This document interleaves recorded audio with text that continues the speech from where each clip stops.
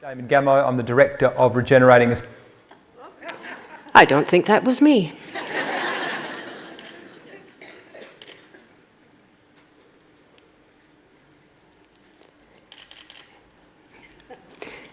Isn't technology wonderful? I'm just waiting for my first slide. And that's not me either.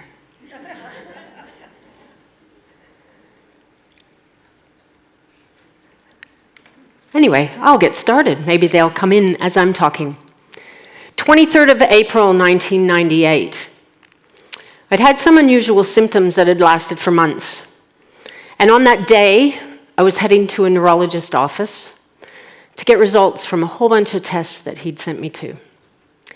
And when I got there, I was waiting in the office, and he opened his inner sanctum door, and he, in a gruff voice, "Come in, come in, come in." And he pointed to a big armchair, and he said, "Sit down." So I walked over and dutifully sat down. And I just sat there, and he didn't say anything at first. Then all of a sudden, he had a big envelope, and it turned out it was an MRI film. And he pulled the film out of the envelope, and he held it to the ceiling light, and he said, "Well, too many lesions on your brain for someone your age. So you've got multiple sclerosis, and basically your life as you know it is over. I'd suggest you go home and put your affairs in order before you become incapacitated."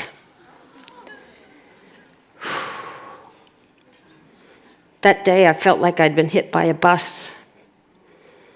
And I looked up at him and I said one word. I said, "What?" He dropped his head, he shook it, looked at me and said, "Oh, you heard me. You've got MS, and this silly sports stuff that you do, well, you're never going to do that again.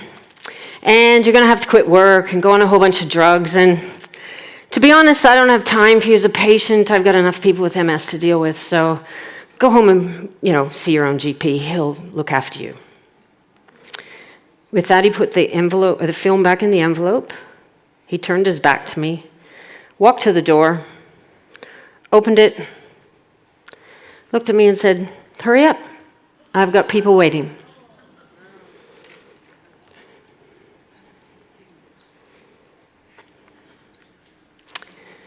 That was how my diagnosis of multiple sclerosis was given to me. I was 36 years old.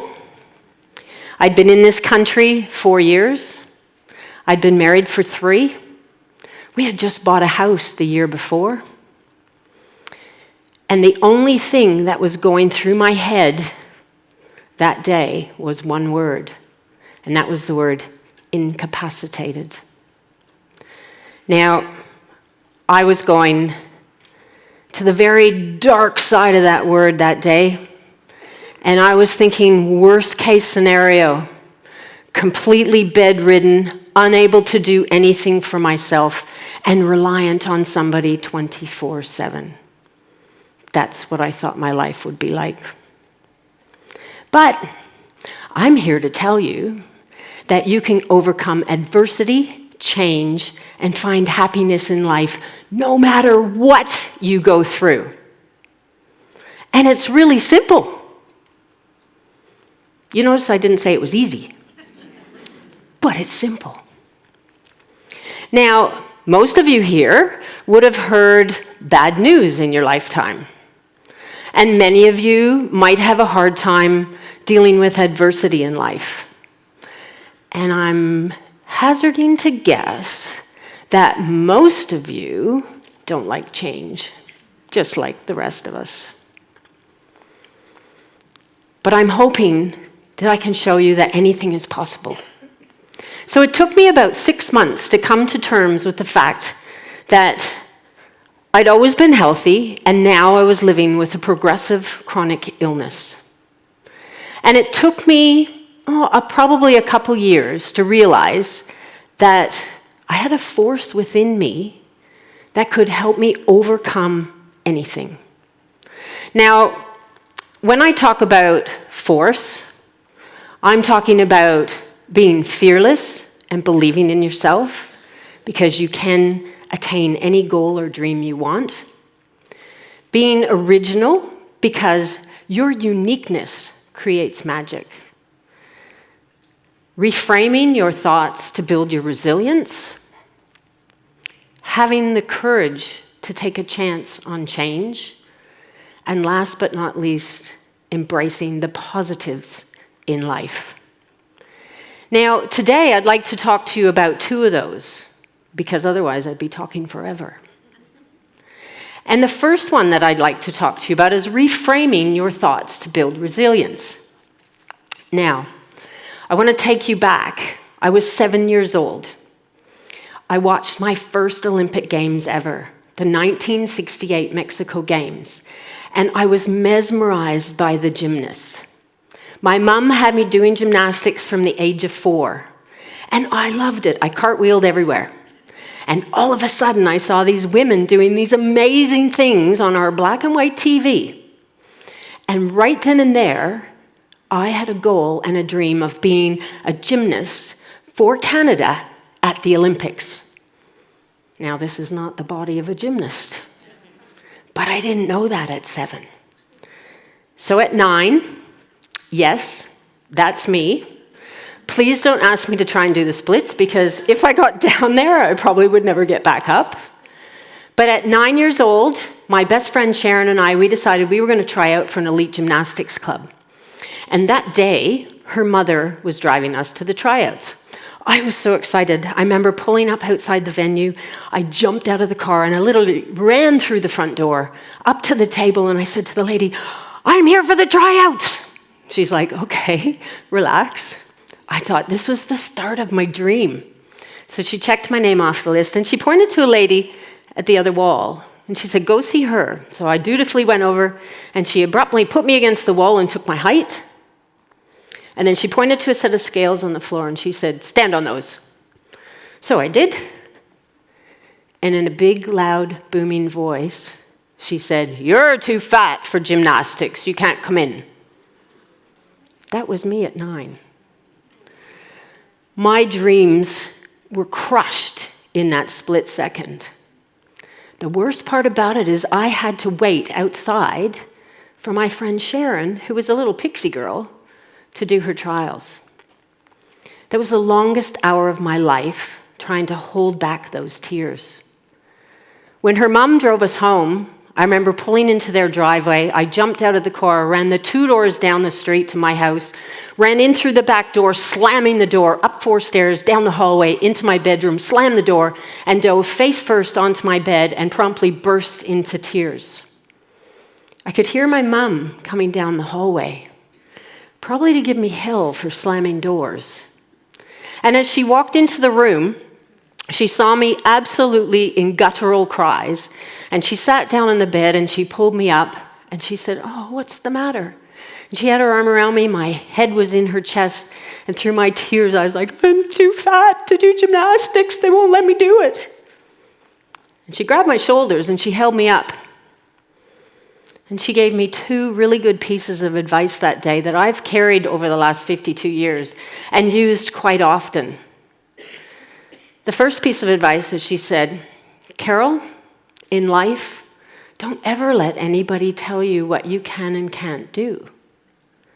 And then she said, "But if you want to go to the Olympics, why don't you try another sport?" It was this massive light bulb moment that there was another way of doing things. And in that moment, she was teaching me to reframe my thinking, and she was building my resilience at the same time. So a year later, I joined a swim club. And by the time I was 15, I was training 5 hours a day, and my goal was the 1980 Olympics. Well, we all know what happened to the 1980 Moscow Olympics.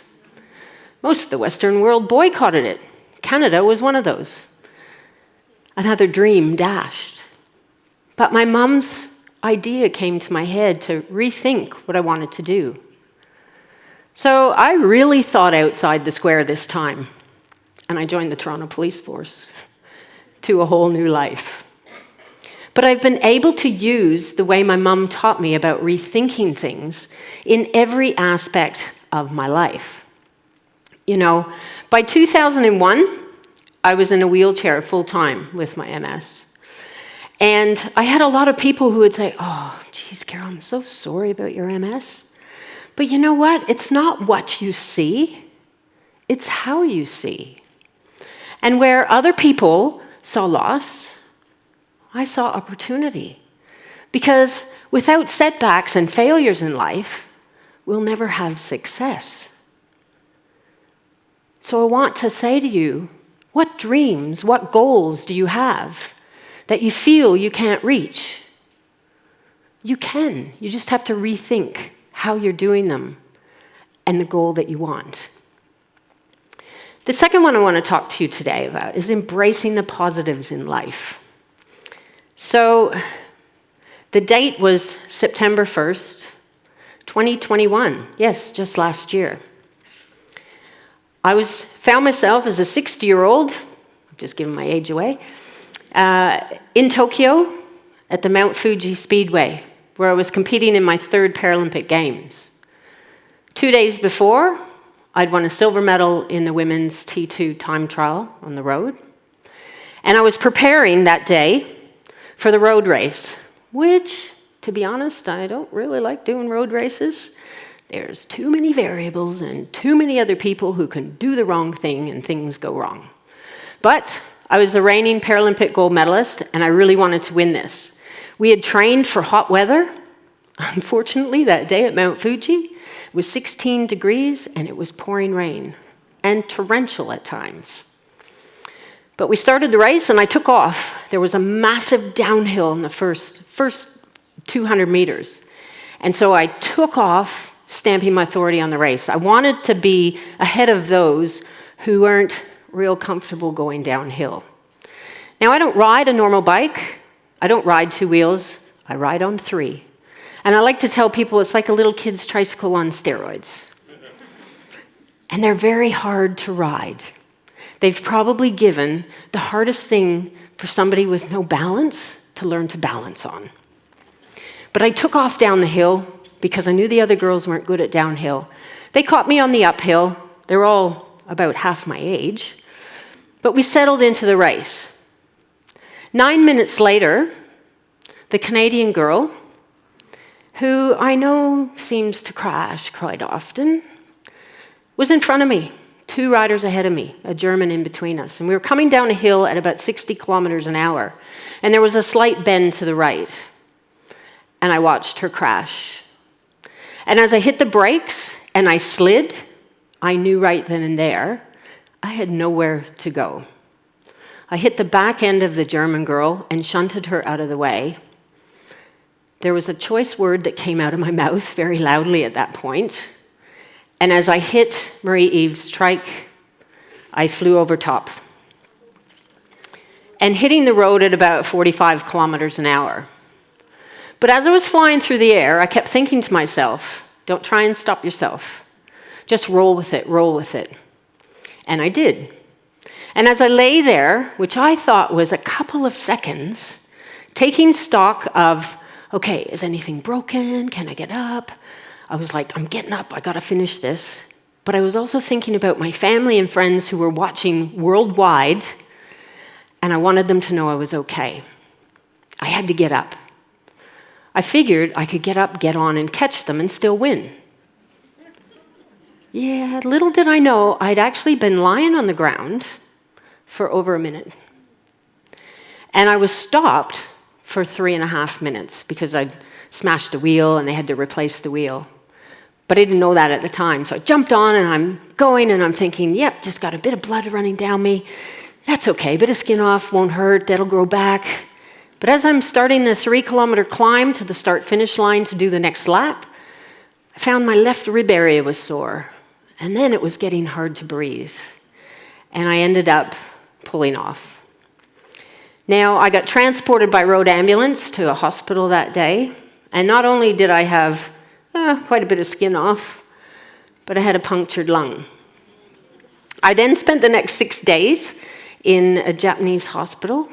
And if I can give you one good piece of advice, if you're in Japan and you need to go to hospital, take your own heavy-duty pain meds with you, because they don't believe in them. They put a chest tube in with no freezing, no pain meds, so that was fun. Now, this crash really was horrendous, especially for family and friends, because the cameras showed it, and then they didn't say anything about me, but I didn't know that was happening. But I always like to take the positives out of a negative. And yeah, it was a bad crash, but there were some positives that came out of it. Number one, I had my first ever DNF. Did not finish. Done that, don't have to do that again. Number two, after 10 years of doing a lot of road races, it was my first ever crash.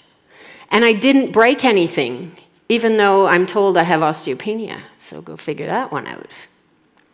Number three, I am the only athlete in the world out of the Olympics or the Paralympics who actually got to stay in Tokyo and be a tourist. It was fantastic. Everybody else had to go home within 48 hours. Not me. I stayed for 2 weeks and had to look around. And number four, I speak a bit of Japanese now. Thank you, Google Translate. I know how to ask for really hard meds, good pain meds in Japanese. Chinsu yaku. Not that it helped me much. So my MS journey has been an amazing one. And I would never go back and change it. That first doctor told me my life as I knew it was over. And you know what? He was right. But he was thinking in a negative way, and I like to think in a positive way, because MS has made me who I am. It's given me opportunities I never ever would have had.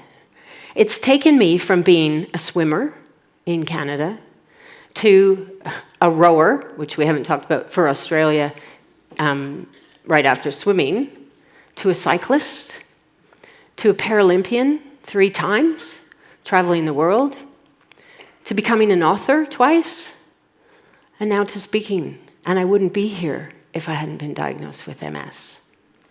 So I really hope that with the 2 short stories I've told you today, that you embrace reframing your thinking and finding positives in life. What is that dream, as Vanessa spoke about this morning? What's that dream you have? What's that goal you have? And reach for it, because I've proved nothing's impossible to attain. It might not happen overnight. Mine took 42 years, 2 countries, and 3 sports. But I got there. So I just hope that you find your own force within to find your own gold medal moment. So thank you.